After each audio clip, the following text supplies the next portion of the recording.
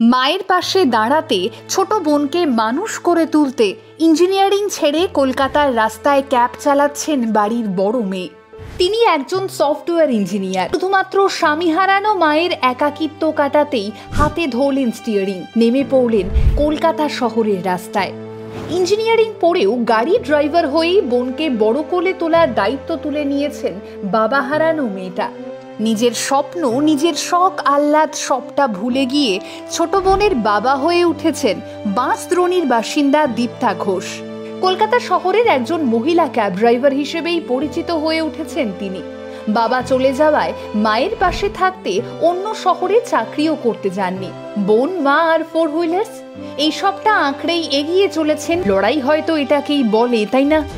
পরিবারের জন্যে, মায়ের জন্যে ত্যাগ বোধহয় একেই বলে। নিজের সুন্দর ভবিষ্যতের কথা ভাবেননি মেয়েটি। রাত দিন ঝড় বৃষ্টি মাথায় নিয়ে এই শহরের এক জায়গা থেকে আরেক প্রান্তে মানুষকে পৌঁছে দেওয়াই এখন তার প্রধান কাজ। পরিবারের জন্য বহু মানুষের বহু লড়াইয়ের কথাই আমরা শোনাই আপনাদের। দীপ্তার লড়াইও যেন কোনো অংশে কম নয়। ছোটবেলা থেকেই ইঞ্জিনিয়ার বা ড্রাইভার এর কোনোটাই হতে চাননি তিনি। তবে কি হতে চেয়েছিলেন? ইচ্ছে ছিল বড় হয়ে পুলিশ অফিসার হবেন, কিন্তু বাড়ির সকলের ইচ্ছেতেই হয়ে যান সফটওয়্যার ইঞ্জিনিয়ার। চাকরি করলে আবার চলে যেতে হতো এই বাংলার বাইরে, তাই নিজেই গাড়ি কিনে ক্যাবের চালক হয়ে গিয়েছেন দীপ্তা। হ্যাঁ, চাইলেই পারতেন একটা ভালো চাকরি নিয়ে এ রাজ্যের বাইরে চলে যেতে, কিন্তু বাবার মৃত্যুর পর মায়ের একাকিত্ব, ছোট বোনের লেখাপড়া, এই সবটা দেখবে কে? বড় মেয়ে হিসেবে গত হওয়া বাবার অসম্পূর্ণ কাজ তো তাকেই করতে হবে সম্পূর্ণ। তাই চাকরির চেষ্টা ছেড়ে অ্যাপ ক্যাবের স্টিয়ারিং ধরলেন দীপ্তা।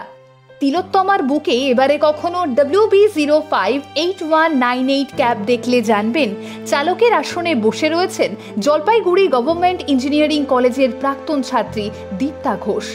সফটওয়্যার ইঞ্জিনিয়ার হয়ে রাস্তায় গাড়ি চালাস? অহরহ এই প্রশ্নের সম্মুখীন হতে হয় কলকাতার এই ক্যাব কন্যাকে। কিন্তু তাতেও দমে যান না দীপ্তা। জলপাইগুড়ি ইঞ্জিনিয়ারিং কলেজ থেকে বিটেক করার আগে কলকাতার জ্ঞানচন্দ্র ঘোষ পলিটেকনিক থেকে ইলেকট্রনিক্স এবং টেলিকমিউনিকেশন ইঞ্জিনিয়ারিং নিয়ে ডিপ্লোমা করেন তিনি। কলকাতায় তথ্য প্রযুক্তির ক্ষেত্রে চাকরি নেই তা নয়, কিন্তু সেখানেও বদলির সম্ভাবনা প্রচুর। তাই দীপ্তা ভেবেছিলেন এমন স্বাধীন কিছু করতে হবে যাতে মাকে ছেড়ে দূরে কোথাও চলে যেতে না হয়। আর দীপ্তার সেই ভাবনাই সব থেকে বড় সঙ্গী হয়েছিলেন তার মা। লেখাপড়া শেষে কিছুদিন চাকরি করে কিছুটা টাকা জমাতে পেরেছিলেন দীপ্তা, আর সেই জমানো টাকা দিয়েই এবারে কিনে ফেললেন একটা সাদা রঙের গাড়ি, যে গাড়ির ড্রাইভার হয়ে যান দীপ্তা নিজেই। অ্যাপের মাধ্যমে যাত্রী পাওয়া কঠিন নয়, ফলত মাসের শেষে তেল আর গাড়ির রক্ষণাবেক্ষণের খরচা সামলেও বেশ ভালোই আয় হয় তার। মা মেয়ের জীবন এখন বেশ আনন্দের। কলকাতায় মহিলা ক্যাব চালকের সংখ্যা খুবই কম, বলা ভালো সংখ্যাটা তলানিতে। আসলে সব মায়েরা তো আর দীপ্তার মায়ের মতো নন।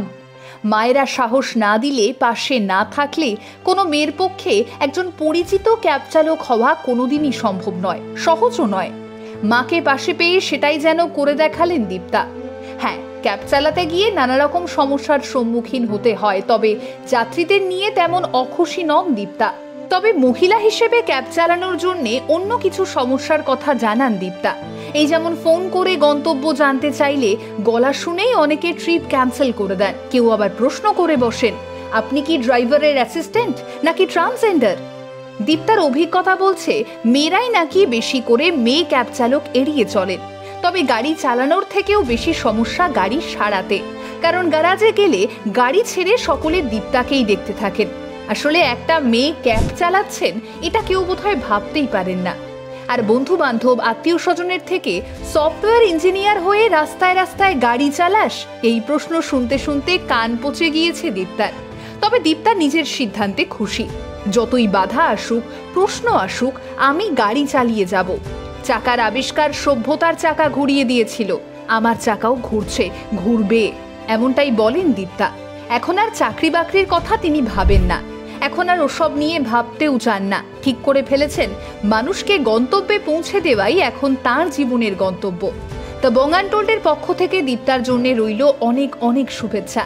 আপনি আমাদের কাছে, এই সমাজের কাছে একজন মেয়ে বা একজন ছেলে হওয়ার আগেও একজন প্রকৃত সন্তান। বলা ভালো এই সমাজের বুকে সন্তানদের কাছে একটা আদর্শ উদাহরণ।